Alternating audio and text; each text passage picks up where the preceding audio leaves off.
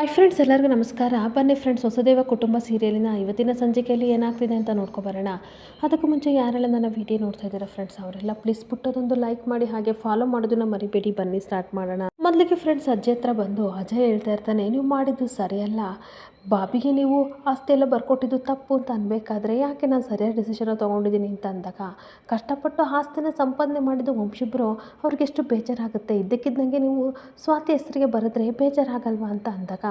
ಅಷ್ಟಕ್ಕೂ ಏನಕ್ಕೆ ಬೇಜಾರಾಗಬೇಕು ಅಜಯ್, ಸ್ವಾತಿ ವಂಶಿ ಹೆಂಡ್ತಿ ತಾನೇ, ಇದನ್ನು ನಾನು ಡಿಸೈಡ್ ಮಾಡಿಲ್ಲ. ಅವ್ರ ಅಪ್ಪ ಅಮ್ಮ ಇದ್ದಿದ್ರೆ ಇದನ್ನೇ ಮಾಡ್ತಾಯಿದ್ರು, ಅವರೆಲ್ಲ ಅದಕ್ಕೆ ಅವ್ರ ಜಾಗದಲ್ಲಿ ನಾನು ನಿಂತ್ಕೊಂಡು ಈ ಕೆಲಸ ಮಾಡ್ತಾಯಿದ್ದೀನಿ. ಅಷ್ಟಕ್ಕೂ ನಿನಗೇನು ಪ್ರಾಬ್ಲಮ್ಮು, ನೀನೇನಾದರೂ ವಂಶ ಆಸ್ತಿಲಿ ಪಾಲು ತೊಗೊಳಕ್ಕೆ ಮಾಡಿದ್ಯಾ ಅಂತ ಅಂದಾಗ ಅಜಯ್ಗೆ ಸಿಕ್ಕಾಪಟ್ಟೆ ಶಾಕ್ ಆಗ್ತಾ ಇರುತ್ತೆ. ಹಾಗೆ ಸುಮ್ಮನೆ ತಮಾಷೆಗೆ ರೇಗಿಸ್ದೆ ಕಣೋ ಅಂತ ಅಂದಾಗ,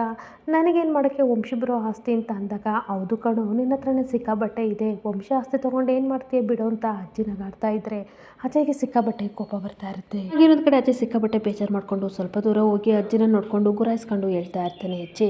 ಏನೋ ಅಂದ್ಕೊಂಡು ಇಲ್ಲಿವರೆಗೂ ಬಂದೆ, ಆದರೆ ಏನೂ ಆಗಲೇ ಇಲ್ಲ. ವಂಶ ಆಸ್ತಿನ ನನ್ನ ಹೆಸರು ಮಾಡಿಸ್ಕೊಳ್ಳೋಕ್ಕೆ ಡಬಲ್ ಕಷ್ಟಪಡಬೇಕು, ಏನು ಮಾಡೋದು ಅಂತ ಯೋಚನೆ ಮಾಡ್ತಾ ಇರ್ತಾನೆ. ಹಾಗೇನೊಂದು ಕಡೆ ವಂಶಿ ರೂಮಲ್ಲಿ ಕುತ್ಕೊಂಡು ಏನೋ ಮೊಬೈಲ್ ನೋಡ್ತಿರ್ಬೇಕಾದ್ರೆ ಸ್ವಾತಿ ಬೇಕು ಬೇಕು ಅಂತ ಅವನು ರೇಗಿಸ್ಬೇಕು ಅಂತ ತುಂಬ ಖುಷಿಯಾಗಿರೋ ರೀತಿ ನಾಟಕ ಮಾಡಿಕೊಂಡು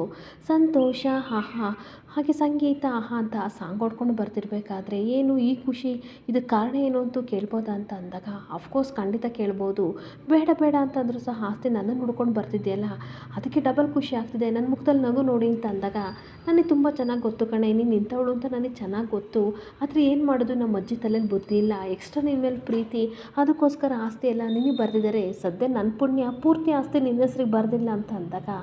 ಯಾರಿಗೆ ಗೊತ್ತು, ಈ 2 ತಿಂಗಳು ಕಾಂಟ್ರಾಕ್ಟ್ ಮದುವೆ ಮುಗಿಯೋದೊಳಗಡೆ ಎಲ್ಲ ಆಸ್ತಿನೂ ಸಹ ಅಜ್ಜಿ ನನ್ನ ಹೆಸರಿಗೆ ಬರ್ಕೊಡ್ಬೋದು ಅಂತ ಅಂದಾಗ, ಖಂಡಿತ ಚಾನ್ಸೇ ಇಲ್ಲ, ಬೆವರೆಲ್ಲ ರಕ್ತ ಸುರಿದು ಈ ಕಂಪನಿನ ಸಂಪಾದನೆ ಮಾಡಿದ್ದೀನಿ, ಬೇರೆಯವ್ರ ಹೆಸ್ರಿಗೆ ಹೋಗೋಕ್ಕೆ ಅಷ್ಟು ಸುಲಭವಾಗಿ ನಾನು ಬಿಡಲ್ಲ ಅಂತ ಅಂದಾಗ, ಸರಿ ಪಾನಿಪುರಿ ಪಾರ್ಟಿ ಮಾಡೋಣ ಬರ್ತೀರಾ ಅಂತ ಕೇಳ್ತಾ ಇರ್ತಾಳೆ. ಹಾಗೆ ಸ್ವಾತಿ ಸ್ವಲ್ಪ ಸ್ಮೈಲ್ ಮಾಡ್ತಿರ್ಬೇಕಾದ್ರೆ, ಏನಕ್ಕೆ ನಗಾಡ್ತಾ ಇದೆಯಲ್ಲ, ಆಸ್ತಿ ಎಲ್ಲ ಹೊತ್ಕೊಂಡು ಏನಾದರೂ ಓಡೋಗೋ ಪ್ಲ್ಯಾನ್ ಇದೆಯಾ ಅಂತ ಅಂದಾಗ, ನೋಡಿ ವಂಶಿಯವರೇ, ಈ ರೀತಿ ಎಲ್ಲ ಹೇಳ್ಬೇಡಿ, ಯಾಕೆಂತಂದರೆ ಅದ್ರ ಬಗ್ಗೆ ನಾನು ಇನ್ನೂ ಯೋಚನೆ ಮಾಡಿಲ್ಲ, ಮುಂದೆ ಯೋಚನೆ ಮಾಡಬೇಕಾಗುತ್ತೆ ಅಂತ ಅಂದಾಗ, ನೀನೇನಾದರೂ ಆ ರೀತಿ ಮಾಡಿದರೆ ನೀನೊಬ್ಳು ದೊಡ್ಡ ಫ್ರಾಡ್ ಅಂತ ಕೇಸ್ ಹಾಕ್ತೀನಿ, ಹಾಗೆ ಊರು ತುಂಬ ಪೋಸ್ಟರ್ ಹಾಕಿ ಎಲ್ಲ ಕಡೆ ನ್ಯೂಸ್ ಚಾನಲ್ನ ಕರೆಸಿ ನಿನ್ನ ಮಾನ ಮರ್ಯಾದೆನ ಹರಾಜಾಗ್ತೀನಿ ಅಂತ ವಂಶಿ ಹೇಳ್ತಾ ಇರ್ತಾನೆ. ಹಾಗೆ ಏನಂತ ಹೇಳ್ತಿದ್ರೆ ವಂಶಿ ಅವರೇ, ಎಷ್ಟು ಸಲ ಅಜ್ಜಿ ತಾತಗೋಸ್ಕರ ನೀವು ಮದುವೆ ಆಗಿಲ್ಲ, ಹಾಗಂತ ಸುಳ್ಳೆ ಹತ್ರ ಮಾತ್ರ ಹೇಳ್ತೀರಾ, ಆದರೆ ನೀವು ಮದುವೆ ಆಗಿರೋದು ಖಂಡಿತ ಆಸ್ತಿಗೋಸ್ಕರ, ಹಾಗಾದರೆ ನಾನು ಫ್ರಾಡು ನೀವು ಅಂತ ಅಂದಾಗ, ಅಲ್ಲ ಕಡೆ, ನನ್ನ ಆಸ್ತಿನ ನಾನು ತೊಗೊಳಕ್ಕೆ ನಾನೇಕೆ ಫ್ರಾಡ್ ಕೆಲಸ ಮಾಡಬೇಕು, ಅದು ನಂದು ಆಸ್ತಿ, ಇದೆಂಥ ಲಾಜಿಕ್ ಅಂತ ಅನ್ಬೇಕಾದ್ರೆ, ಯಾವ ಲಾಜಿಕ್ಕೂ ಇಲ್ಲ ಏನೂ ಇಲ್ಲ, ನನ್ನನ್ನು ಫ್ರಾಡ್ ಅಂತ ಹೇಳಿದ್ರಲ್ಲ, ಆ ಮಾತನ್ನ ವಾಪಸ್ ತೊಗೊಳ್ಳಿ, ನಾನು ನಿಜವಾಗ್ಲೂ ಫ್ರಾಡ್ ಅಲ್ಲ, ಯಾಕೆ ಅಂತಂದರೆ ನಮ್ಮ ಅಪ್ಪನಿಗೆ ಮಾತನ್ನ ಕೇಳ್ಕೊಂಡ್ರೆ ಬೇಜಾರಾಗುತ್ತೆ, ಸ್ವರ್ಗದಲ್ಲಿರೋ ನಮ್ಮಪ್ಪ ನೀವು ಹಾಡೋ ಮಾತನ್ನ ಕೇಳ್ಕೊಂಡ್ರೆ ಇವನು ಯಾವನು, ನನ್ನ ಮಕ್ಕಳಿಗೆ ಎಷ್ಟು ಸಂಸ್ಕಾರ ಕಲಿಸ್ಕೊಟ್ಟಿದ್ದೀನಿ, ಇವನು ಈ ರೀತಿ ಅಂತಿದ್ದಾನಲ್ಲ ಅಂತ ಅಲ್ಲೇ ಕೂತ್ಕೊಂಡು ಶಾಪ್ ಆಗ್ತಾರೆ ಅಂತ ಹೇಳ್ತಾ ಇರ್ತಾಳೆ. ಹಾಗೆ ವಂಶಿ, ನನ್ನ ತಲೆ ತಿನ್ಬೇಡ ಆಯ್ತಾ, ಈ ನ್ಯೂಸ್ನ ನೋಡು, ಗಂಡನ ಆಸ್ತಿ ಕಿತ್ಕೊಂಡು ಹೆಂಡತಿ ಪರಾರಿ ಅಂತೆ, ಅದನ್ನೇ ನಾನು ನೋಡ್ತಾ ಇದ್ದೆ, ಯಾರಿಗೆ ಗೊತ್ತು ಯಾರ ತಲೆಯಲ್ಲಿ ಯಾವಾಗ ಏನೇನು ಯೋಚನೆಗಳು ಬರ್ತವೆ ಅಂತ ಅಂದಾಗ, ಪದೇ ಅದನ್ನು ನನಗೆ ಹೇಳ್ಬೇಡ್ರಿ ಅಂತ ಕಿರ್ಚಾಡ್ತಾ ಇರ್ತಾಳೆ. ನೋಡಿ, ಬೇರೆ ಆಸ್ತಿಲಿ ನಾವು ಸುಖವಾಗಿ ಜೀವನ ಮಾಡೋಕ್ಕಾಗಲ್ಲ ಅಂತ ನಮ್ಮ ಅಪ್ಪ ನನಗೆ ಒಳ್ಳೆ ಸಂಸ್ಕಾರ ಹೇಳ್ಕೊಟ್ಟಿದ್ದಾರೆ, ನೀವು ಬೇಡ ನಿಮ್ಮ ಆಸ್ತಿನೂ ಬೇಡ, ಈ ಮದುವೆ ಕಾಂಟ್ರಾಕ್ಟ್ ಮುಗಿದ್ಮೇಲೆ ಟಾಟಾ ಬಾಯ್ ಮಾಡಿ ನಾನು ಹೋಗೇ ಬಿಡ್ತೀನಿ ಅಂತ ಅಂದಾಗ, ಮೊದಲು ಇಲ್ಲಿಂದ ಟಾಟಾ ಬಾಯ್ ಮಾಡಿ ನನ್ನ ರೂಮಿಂದ ಹೊರಟೋಗು ಅಂತ ಅಂದಾಗ, ಓಕೆ ಟಾಟಾ ಬಾಯ್ ಬಾಯ್ ಅಂತ ಖುಷಿಯಿಂದ ಈ ಕಡೆ ಸ್ವಾತಿ ಹೋಗ್ತಾ ಇರ್ತಾಳೆ. ಹಾಗೆ ಸ್ವಾತಿ ಓದ್ತಾ ಇರಬೇಕಾದ್ರೆ, ಇದೇನಿದು ಹೋಗಿದ ತಕ್ಷಣ ಹೋಗ್ಬಿಟ್ಲಲ್ಲ ಅಂತ ವಂಶಿ ಹೇಳ್ತಿರ್ಬೇಕಾದ್ರೆ ಮತ್ತೆ ವಾಪಸ್ ಬಂದು ಹೇಳ್ತಾ ಇರ್ತಾಳೆ, ಇವಾಗ ನಾನು ಹೋಗ್ತಾ ಇದ್ದೀನಿ, ಆದರೆ ನಾಳೆ ನಿಮ್ಮ ಜೊತೆ ಆಫೀಸಿಗೆ ನಾನು ಖಂಡಿತ ಬರ್ತೀನಿ, ಏಕೆ ಅಂತಂದರೆ ಅಲ್ಲಿ ನಾನು ಪಾರ್ಟ್ನರ್ ಅಲ್ವಾ, ಹಾಗೆ ಕೆಲಸನೂ ಮಾಡ್ತೀನಿ, ಸಂಬಳನೂ ಸಹ ತೊಗೋತೀನಿ, ಓಕೆ ಬಾಯ್ ಅಂತ ಹೋಗ್ತಾ ಇದ್ರೆ ಇವನಿಗೆ ಸಿಕ್ಕಾಬಟ್ಟೆ ತಲೆ ಕೆಡ್ತಾ ಇರುತ್ತೆ. ಹಾಗೆ ನನ್ನ ಕಡೆ ಗೀತಾ ಮತ್ತು ಕುಮಾರ ಇಬ್ಬರು ಸಹ ಪಾಂಪ್ಲೆಟ್ನ ಎಲ್ಲ ಕಡೆ ಡಿಸ್ಟ್ರಿಬ್ಯೂಟ್ ಮಾಡಿ ಹಾಗೆ ಪೋಸ್ಟ್ ಮಾಡಿ ತುಂಬ ಸುಸ್ತಾಗಿ ಅಂಗಡಿಗೆ ಬಂದುಬಿಟ್ಟು, ಈ ಕಡೆ ಗೀತಾ ಹೇಳ್ತಾ ಇರ್ತಾಳೆ, ಎಷ್ಟು ಬಿಸಿಲು ಅಲ್ವಾ ಮಾವ, ಎಷ್ಟು ಕಷ್ಟಪಟ್ಟು ಕೆಲಸ ಮಾಡಿದ್ದೀವಿ, ಈ ಕಷ್ಟಪಟ್ಟಿದ್ದಕ್ಕೆ ಕಸ್ಟಮರ್ ಬಂದರೆ ಅಷ್ಟೇ ಸಾಕು ಅಂತ ಅಂದಾಗ, ಹೌದು ಗೀತಾ, ಸಿಕ್ಕಾಪಟ್ಟೆ ಸುಸ್ತಾಗ್ತಿದೆ, ನೀರು ಕೊಡು ಅಂತ ನೀರಿಸ್ಕೊಂಡು ಕುಡಿತಾ ಇರ್ತಾನೆ. ಮತ್ತೆ ಹೇಳ್ತಾ ಇರ್ತಾನೆ, ಬೇಜಾರು ಮಾಡ್ಕೊಬೇಡ ಗೀತಾ, ಎಲ್ಲ ಕಡೆ ಡಿಸ್ಟ್ರಿಬ್ಯೂಟ್ ಮಾಡಿ ಪೋಸ್ಟ್ ಮಾಡಿ ಬಂದಿದ್ದೀವಲ್ಲ, ಖಂಡಿತ ಕಸ್ಟಮರ್ ಬಂದೇ ಬರ್ತಾರೆ ಅಂತ ಅನ್ಬೇಕಾದ್ರೆ, ಸದ್ಯ ಬಂದರೆ ಸಾಕು ಅಂತ ಗೀತಾ ಹೇಳ್ತಿರ್ಬೇಕಾದ್ರೆ ಅಷ್ಟೊತ್ತಿಗೆ ಕುಮಾರ ಫೋನಿಗೆ ಫೋನ್ ಬರ್ತಾ ಇರುತ್ತೆ. ಗೀತಾ, ಯಾವುದೋ ಅನ್ನೋನ್ ನಂಬರ್ ಬರ್ತಿದೆ, ಇರೋ ರಿಸೀವ್ ಮಾಡ್ತೀನಿ ಅಂತ ಅಂದಾಗ, ಸರ್ ನಿಮ್ಮ ಅಂಗಡಿ ಓಪನ್ ಇದೆಯಾ, ಇಲ್ಲಿ ನಾವು ಪೋಸ್ಟರ್ ಹಾಕಿದ್ರಲ್ಲ ಅದರ ನಂಬರ್ ತೊಗೊಂಡು ಮಾಡ್ತಿದ್ವಿ ಅಂತ ಕಸ್ಟಮರ್ ಹೇಳ್ತಿರ್ಬೇಕಾದ್ರೆ, ಬನ್ನಿ ಸರ್ ಅಂಗಡಿ ಓಪನ್ ಇದೆ ಅಂತ ಅಂದಾಗ ಗೀತನಿಗೆ ಸಿಕ್ಕಾಬಟ್ಟೆ ಖುಷಿ ಆಗ್ತಿರುತ್ತೆ, ಅಂತೂ ಇಂತೂ ಕಸ್ಟಮರ್ ಬರ್ತಿದ್ದಾರಲ್ಲ, ಇವತ್ತಿಂದ ನಮ್ಮ ಬಿಸ್ನೆಸ್ ಸ್ಟಾರ್ಟ್ ಅಂತ ಖುಷಿ ಪಡ್ತಾ ಇರ್ತಾಳೆ. ಹಾಗೆ ಇನ್ನೊಂದು ಕಡೆ ಬೋಟಿಕಿಗೆ ಕಾರ್ಪೊರೇಷನ್ ಅವರು ಬಂದೇ ಬಿಡ್ತಾರೆ. ಬಂದುಬಿಟ್ಟು ಇದು ನಿಮ್ಮದು ಪಾಂಪ್ಲೆಸ್ ಮೇಡಮ್ ಅಂತ ಅಂದಾಗ, ಹೌದು ಇದು ನಮ್ಮದೇ, ಏನು ಸ್ಟಿಚ್ ಮಾಡಿಕೊಡ್ಬೇಕು ಅಂತ ಅಂದಾಗ, ಏನು ಸ್ಟಿಚ್ ಮಾಡೋದು ಬೇಕಾಗಿಲ್ಲ, ನೀವು ದಂಡ ಕಟ್ಟಬೇಕಾಗುತ್ತೆ ಅಂತ ಅಂದಾಗ ಇವರಿಬ್ಬರಿಗೂ ಸಿಕ್ಕಾಪಟ್ಟೆ ಶಾಕ್ ಆಗ್ತಾ ಇರುತ್ತೆ. ಯಾಕೆ ಮೇಡಮ್ ಅಷ್ಟಕ್ಕೂ ನೀವು ಯಾರು ಅಂತ ಅಂದಾಗ, ಪಬ್ಲಿಕಲ್ಲೆಲ್ಲ ಈ ರೀತಿ ಪೋಸ್ಟರ್ನ ಅಂಟಿಸ್ತಿದ್ದೀರಲ್ಲ, ಯಾರನ್ನು ಕೇಳಿ ಪರ್ಮಿಷನ್ ತೊಗೊಂಡು ಅಂಟಿಸ್ತಾ ಇದ್ದೀರಾ, ನಾವು ಕಾರ್ಪೊರೇಷನಿಂದ ಬಂದಿದ್ದೀವಿ, ನೀವು ದಂಡ ಕಟ್ಟಾಗಬೇಕಾಗುತ್ತೆ ಅಂತ ಅಂದಾಗ ಈ ಕಡೆ ಗೀತಾ ಕುಮಾರನಿಗೆ ಸಿಕ್ಕಾಪಟ್ಟೆ ಶಾಕ್ ಆಗ್ತಾ ಇರುತ್ತೆ. ಹಾಗೆ ಕುಮಾರ ಹೇಳ್ತಾ ಇರ್ತಾನೆ, ಈ ಊರಿಗೆ ಹೊಸಬ್ರು ನಮಗೆ ನಿಜವಾಗ್ಲೂ ಗೊತ್ತಿಲ್ಲ, ಇಲ್ಲಿನ ರೂಲ್ಸ್ ರೆಗ್ಯುಲೇಷನ್ ಗೊತ್ತಿರಲಿಲ್ಲ, ದಯವಿಟ್ಟು ಕ್ಷಮಿಸಿ, ಇದೊಂದ್ಸಲ ಕ್ಷಮೆ ಇರಲಿ ಅಂತ ಅನ್ಬೇಕಾದ್ರೆ ಹಾಗೆಲ್ಲ ಹೇಳೋಕ್ಕಾಗಲ್ಲ ಮಿಸ್ಟರ್, 2,500 ರೂಪಾಯಿ ಕಟ್ಟಿ ಅಂತ ಅನ್ಬೇಕಾದ್ರೆ ಇವರಿಬ್ಬರಿಗೂ ಸಿಕ್ಕಾಪಟ್ಟೆ ಶಾಕ್ ಆಗ್ತಾ ಇರುತ್ತೆ. ಸರ್ ಏನು ಸರ್ ಹೇಳ್ತಿದ್ದೀರಾ, 2,500 ಪ್ಲೀಸ್ ಸರ್, ಅಷ್ಟೊಂಥರ ದುಡ್ಡಿಲ್ಲ ಅಂತ ರಿಕ್ವೆಸ್ಟ್ ಮಾಡ್ತಿರ್ಬೇಕಾದ್ರೆ ರಸೀದಿ ಬರ್ದಾಗಿದೆ ಕಟ್ಟಲೇಬೇಕು ಅಂತ ಹೇಳ್ತಾ ಇರ್ತಾನೆ. ಹಾಗೆ ಜಾಸ್ತಿ ಮಾತಾಡಿದರೆ ಇನ್ನೂ ಜಾಸ್ತಿ ಬರೀತೀನಿ ಅಂತ ಕಾರ್ಪೊರೇಷನರ್ ಹೇಳ್ತಾ ಇರಬೇಕಾದ್ರೆ, ಸರ್ ಪ್ಲೀಸ್ ಸ್ವಲ್ಪ ಅಮೌಂಟ್ ಆದರೂ ಕಡಿಮೆ ಮಾಡ್ಕೊಳ್ಳಿ ಅಂತ ಗೀತಾ ಕುಮಾರ ರಿಕ್ವೆಸ್ಟ್ ಮಾಡ್ಕೋತಾ ಇರ್ತಾರೆ. ಹಾಗೆ ಇನ್ನೊಂದು ಕಡೆ ಕುಮಾರ ವಿದ್ಯಿಲ್ದಲ್ಲೇ 2,500 ರೂಪಾಯಿ ಕೊಟ್ಟ ತಕ್ಷಣ ಸರಿ ಆಯಿತು, ನೆಕ್ಸ್ಟ್ ಇಂಥ ಕೆಲಸ ಮಾಡಬೇಡಿ, ಆಮೇಲೆ ಜಾಸ್ತಿ ದಂಡ ಹಾಕಬೇಕಾಗುತ್ತೆ ಅಂತ ಕಾರ್ಪೊರೇಷನ್ ಅವರು ಹೇಳಿ ಹೋಗ್ತಿರ್ಬೇಕಾದ್ರೆ ಗೀತಾ ಕಣ್ಣೀರು ಹಾಕ್ತಾ ಇರ್ತಾಳೆ. ಈ ಥರದ್ದೆಲ್ಲ ಬೇಡ, ಪಾಂಪ್ಲೆಟ್ನ ನಾವು ಹಂಚೋದು ಬೇಡ ಅಂತ ಹೇಳಿದೆ, ನನ್ನ ಮಾತು ಕೇಳಲಿಲ್ಲ ಅಂತ ಅಂದಾಗ, ನನಗೇನು ಗೊತ್ತು ಗೀತಾ, ಏನೋ ಒಳ್ಳೇದಾಗುತ್ತೆ, 4 ಜನ ಕಸ್ಟಮರ್ ಬರ್ತಾರೆ ಅಂತ ಇಂಥ ಕೆಲಸ ಮಾಡಿದೆ, ಈ ರೀತಿ ಆಗುತ್ತೆ ಅಂತ ನನಗೆ ಗೊತ್ತಿಲ್ಲ ಅಂತ ಅಂದಾಗ, ತಿಂಗಳ ಕೊನೆಯಲ್ಲಿ ಯಾವ ರೀತಿ ನಾವು ಅಮೌಂಟ್ನ ಅಡ್ಜಸ್ಟ್ ಮಾಡೋದು ಮಾವ ಅಂತ ಯೋಚನೆ ಮಾಡಿಕೊಂಡು ಕಣ್ಣೀರು ಹಾಕ್ತಿರ್ಬೇಕಾದ್ರೆ ಕುಮಾರನು ಸಹ ಸಿಕ್ಕಾಬಟ್ಟೆ ಯೋಚನೆ ಮಾಡ್ತಾ ಇರ್ತಾನೆ. ತುಂಬ ಧೈರ್ಯ ಮಾಡಿ ಬಿಸ್ನೆಸ್ನ ಸ್ಟಾರ್ಟ್ ಮಾಡಿದೆ, ಅಂಗಡಿನ ಓಪನ್ ಮಾಡಿದೆ ದೇವರೇ, ಆದರೆ ಒಬ್ಬರು ಕಸ್ಟಮರ್ ಬರ್ತಿಲ್ವಲ್ಲ ಅಂತ ತುಂಬ ಸಂಕಟ ಪಡ್ತಾ ಇರ್ತಾನೆ. ಹಾಗೆ ಒಂದು ಕಡೆ ಉಮೇಶ್ ಮತ್ತು ಸ್ವಾತಿ ಇಬ್ಬರು ಸಹ ಆಫೀಸಿಗೆ ಬರ್ತಿರ್ಬೇಕಾದ್ರೆ ಎಲ್ಲರೂ ಗುಡ್ ಮಾರ್ನಿಂಗ್ ಅಂತ ವಿಶ್ ಮಾಡ್ತಾ ಇದ್ದರೆ, ಸ್ವಾತಿ ನನಗೆ ಮಾಡ್ತಾ ಇದ್ದಾರೆ ಅಂತ ಅಂದ್ಬಿಟ್ಟು good morning very good morning sit down ಅಂತ ಹೇಳ್ಕೊಂಡು ಬರ್ತಿದ್ರೆ ವಂಶಿ ಇವಳಿಗೆ ತಲೆ ಕೆಟ್ಟಿದೆ ಅಂತ ಅಂದ್ಕೋತಾ ಇರ್ತಾನೆ. ಅಷ್ಟೊತ್ತಿಗೆ ಯಾವುದೋ ಫೋನ್ ಬಂತು ಅಂತ ಮಾತಾಡಿಕೊಂಡು ಒಳಗಡೆ ಬರೋ ಅಷ್ಟೊತ್ತಿಗೆ ಕ್ಯಾಬಿನಲ್ಲಿ ಸ್ವಾತಿ ಕೂತ್ಕೊಂಡು ಹಾಗೆ ಸ್ಪೆಕ್ಟ್ ಹಾಕೊಂಡು ಕಾಲ ಮೇಲೆ ಕಾಲು ಕೂತ್ಕೊಂಡು ಫೋಸ್ ಕೊಡ್ತಾ ಇರಬೇಕಾದ್ರೆ ವಂಶಿನ ನೋಡಿ ಗುರಾಯಿಸ್ಕೊಂಡು ಬೈತಾ ಇರ್ತಾಳೆ. ಅಲ್ಲ ನಿಮಗೆ ಕಾಮನ್ ಸೆನ್ಸ್ ಇಲ್ವಾ, ಕ್ಯಾಬಿನೊಳಗೆ ಬರಬೇಕಾದ್ರೆ ಪರ್ಮಿಷನ್ ಕೇಳಿ ಹಾಗೆ ಲಾಕ್ ಡೋರ್ನ ಟಕ್ ಮಾಡಿ ಬರಬೇಕಲ್ವಾ ಅಂತ ಅಂದಾಗ, ಬಾಯಿ ಮುಚ್ಕೊಂಡು ಎದ್ದೋದ್ರೆ ಸರಿ, ಇಲ್ಲ ಅಂತಂದರೆ ನಿನ್ನ ಕರ್ಕೊಂಡೋಗಿ ಅಲ್ಲಿ ಎಲ್ಲರೂ ಬಿಸಾಕ್ ಬರ್ತೀನಿ ಅಂತ ಕೂಗಾಡ್ತಾ ಇರ್ತಾನೆ. ಹಾಗೆ ಸ್ವಾತಿನೂ ಸಹ ಹೇಳ್ತಾ ಇರ್ತಾಳೆ, ಎಕ್ಸ್ಕ್ಯೂಸ್ ಮೀ, ಈ ಕಂಪನಿಯ ಬಾಸ್ ಅಂತಂದರೆ ಪಾರ್ಟ್ನರ್ನಾರು ಅಂದಮೇಲೆ ನಾನು ಇಲ್ಲಿಂದ ಹೋಗೋ ಅವಶ್ಯಕತೆ ಇಲ್ಲ ಅಂತ ಅಂದಾಗ, ಒಂದು ಕಂಪನಿ ಪೇಪರ್ಗೆ ಸೈನ್ ಹಾಕಿದ ತಕ್ಷಣ ನೀನು ದೊಡ್ಡ ಬಾಸ್ ಆಗಲ್ಲ ಅಂತ ವಂಶಿ ಹೇಳ್ತಾ ಇರ್ತಾನೆ. ಹಾಗೆ ಇದೆಲ್ಲ ಡ್ರಾಮಾ ಯಾಕೆ ಮರ್ತುಬಿಟ್ಟೆ ಅಂತ ಅನ್ಬೇಕಾದ್ರೆ, ಏನು ಡ್ರಾಮಾ, ನೆನ್ನೆ ನನ್ನನ್ನು ಕೆಲಸ ಮಾಡ್ಬೇಕಾದ್ರೆ ತಪ್ಪಾಗಿದ್ದಕ್ಕೆ ಆ ರೀತಿ ಎಲ್ಲ ಬೈದ್ರಲ್ಲ, ಅದು ಡ್ರಾಮಾ ಅಂತ ಗೊತ್ತಾಗ್ಲಿಲ್ವ ನಿಮಗೆ ಅಂತ ಅನ್ಬೇಕಾದ್ರೆ ಆಗ ವಂಶಿ ಹೇಳ್ತಾ ಇರ್ತಾನೆ, ನೋಡು ಕೆಲಸ ಮಾಡಬೇಕಾದ್ರೆ ಏನಾದ್ರು ತಪ್ಪಾದರೆ ನಾನು ಎಲ್ಲರನ್ನೂ ಇದೇ ರೀತಿ ಬೈಯೋದು, ಸರಿಯಾಗಿ ಕೆಲಸ ಮಾಡಿದ್ರೆ ಅಷ್ಟೇ ಸಂಬಳ ಕೊಡೋದು ಅಂತ ಹೇಳ್ತಾ ಇರ್ತಾನೆ. ಹಾಗೆ ಹಲೋ ಸರ್, ನಾನು ಇಲ್ಲಿ ಬಾಸ್ ಅಂದಮೇಲೆ ನೀವು ನನ್ನ ಬೈಯೋ ಅವಶ್ಯಕತೆ ಇಲ್ಲ, ಅದನ್ನು ನೆನಪು ಮಾಡ್ತಿದ್ದೀನಿ ಅಂತ ಅನ್ಬೇಕಾದ್ರೆ, ಏನು ಬೈದ್ರೆ ಅಜ್ಜಿ ತತ್ತನಿಗೂ ಕಂಪ್ಲೇಂಟ್ ಮಾಡ್ತೀಯ ಅಂತ ಅನ್ಬೇಕಾದ್ರೆ, ಕಂಪ್ಲೇಂಟ್ ಮಾಡೋ ಸಂದರ್ಭ ಬಂದರೆ ಖಂಡಿತ ಮಾಡ್ತೀನಿ ಅಂತ ಹೇಳ್ತಾ ಇದ್ರೆ ಗುರಾಯಿಸ್ಕೊಂಡು ಸ್ವಾತಿ ನಾನು ನೋಡ್ತಾ ಇರ್ತಾನೆ. ಹಾಗೆ ವಂಶ ಹೇಳ್ತಾ ಇರ್ತಾನೆ, ನನಗೆ ಸಿಕ್ಕಾಬಟ್ಟೆ ಕೆಲಸ ಇದೆ, ಇಲ್ಲಿಂದ ಎದ್ದೋಗು ಅಂತ ಅಂದಾಗ, ಖಂಡಿತ ನಾನು ಹೋಗಲ್ಲ, ಬೇಕಂತ ಅಂದರೆ ನೀವೇ ಒಂದು ಚೇರ್ ಹಾಕ್ಕೊಂಡು ಇಲ್ಲಿ ಕೂತ್ಕೊಳ್ಳಿ, ಯಾಕೆ ಪಾರ್ಟ್ನರ್ಸು ಒಟ್ಟಿಗೆ ಕೆಲಸ ಮಾಡಿರೋ ಉದಾಹರಣೆ ಇಲ್ವಾ ಅಂತ ಅನ್ಬೇಕಾದ್ರೆ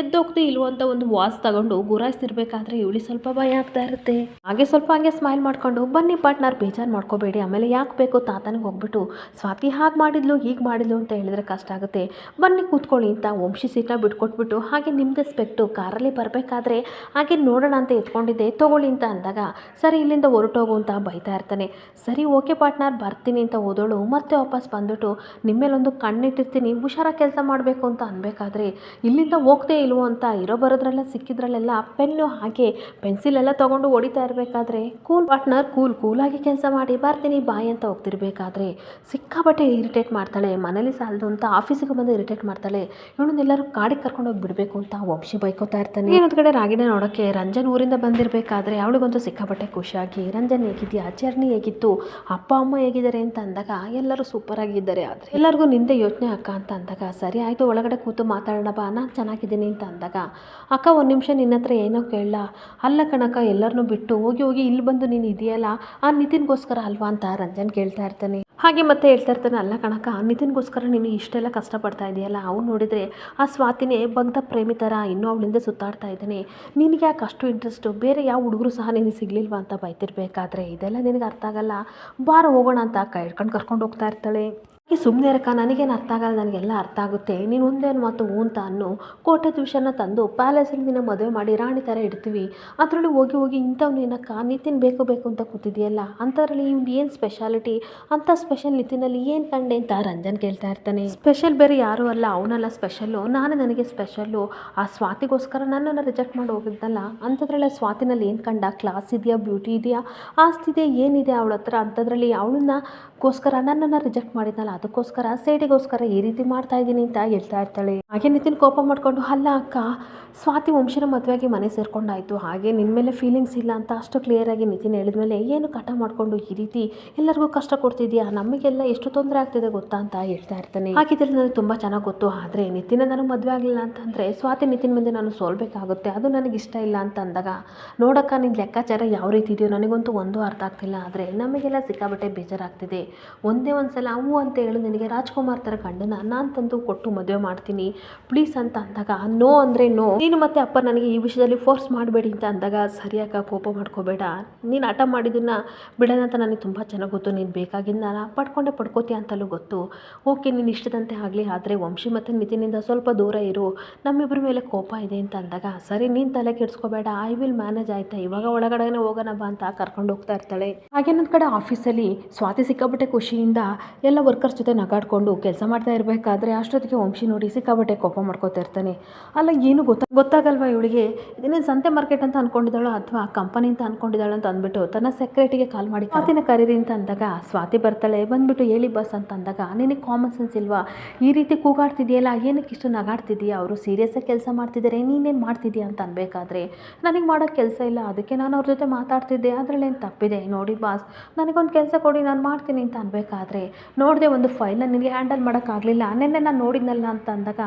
ಅದನ್ನೇ ಹೇಳ್ಬೇಡಿ ಆಯಿತಾ, ನಾನೇನು ಮಾಡೋಣ, ನಾನು ಈ ಕಡೆ ಚೇಂಬರ್ ಒಳಗೆ ತರೋಷ್ಟೊಳಗೆ ಅದು ಎರೇಸ್ ಆಗಿತ್ತು ಅಂತ ಅಂದಾಗ, ಈ ಥರ ನೆಗ್ಲಿಜೆನ್ಸೇ ನನಗೆ ಇಷ್ಟ ಆಗಲ್ಲ ಅಂತ ಕೂಗಾಡ್ತಾ ಇರ್ತಾನೆ. ಕೂಲ್ ಬಾಸ್ ಕೂಲ್, ಏನಾದರೂ ಕೆಲಸ ಕೊಡಿ, ಇಲ್ಲ ಅಂತಂದರೆ ನಾನು ಇದೇ ರೀತಿ ಇರೋದು ಅಂತ ಅನ್ಬೇಕಾದ್ರೆ ಅಷ್ಟೊತ್ತಿಗೆ ಅಜಯ್ ಬರ್ತಾನೆ. ಸಾರಿ ಬಾಬಿ, ಏನೋ ಮಾತಾಡ್ತಿದ್ರಿ ಅಂತ ಅನಿಸುತ್ತೆ, ಆಮೇಲೆ ಬರ್ತೀನಿ ಅಂತ ಹೋಗಬೇಕಾದ್ರೆ, ಇಟ್ಸ್ ಓಕೆ ನೀನು ಬಂದಿದ್ದು ಒಳ್ಳೇದಾಯಿತು ಬಾ ಅಂತ ಅನ್ಬೇಕಾದ್ರೆ, ಏನು ಹೇಳಿ ಅಂತ ಅನ್ಬೇಕಾದ್ರೆ, ಒಂದು ಕೆಲಸ ಮಾಡು, ನೀನು ಹೇಗಿದ್ರು ಅಕೌಂಟೆಂಟ್ ನೋಡ್ಕೋತಿದ್ಯಲ್ಲ, ಇವಳು ಸ್ವಲ್ಪ ಹೇಳ್ಕೊಡು ಅಂತ ಅಂದಾಗ ಅವನಿಗೆ ಸಿಕ್ಕಾಬಟ್ಟೆ ಶಾಕ್ ಆಗ್ತಾ ಇರುತ್ತೆ. ಹಾಗೆ ಬೇಡ ಬೇಡ ಬಾಬಿಗೆ ಏನಕ್ಕೆ ತೊಂದರೆ, ಬಿಡಿ ಬ್ರೋ ಅಂತ ಅನ್ಬೇಕಾದ್ರೆ,